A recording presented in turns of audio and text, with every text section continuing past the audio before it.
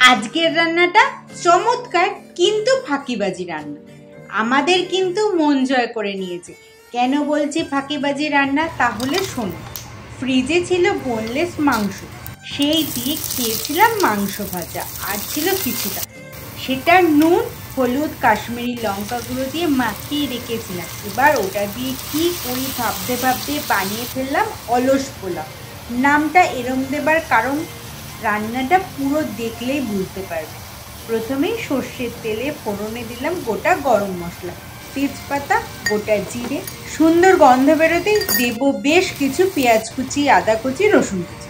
একটু ভাজা ভাজা করে দেব মাংসর টুকরোগুলো ঢেলে। এবার হলুদ গুঁড়ো, কাশ্মীরি লঙ্কা গুঁড়ো, ধনে গুঁড়ো আর ছোট ছোট করে কাটা আলুর টুকরো নুন দিয়ে একটু ভাজা ভাজা করে নেব। এবার দেব আগে থেকে ভেজানো চাল, জল ঝরানো, মিনিট 2-3 একটু নাড়াচাড়া করে যতটা চাল তার দ্বিগুণ জল দিয়ে ভালো করে মিশিয়ে ঢাকা দিয়ে হতে দাও। প্রথমে 5 মিনিট গ্যাস জোরে, তারপর আস্তে করে হতে দাও। দেখবো যখন হয়ে গেছে চাল সেদ্ধ, গ্যাস বন্ধ করে ওপর থেকে ধনেপাতা কুচি, কাঁচা লঙ্কা চেরা, সামান্য গরম মশলা গুঁড়ো আর 1 চামচ ঘি ছড়িয়ে দাও। তারপর ভালো করে মিশিয়ে নাও। বিশ্বাস করো, এত সুন্দর একটা রান্না হবে আর কিচ্ছু লাগবে না। সাথে রায়তা কিংবা ডিম সিদ্ধ হলে তো কোনো কথাই নেই।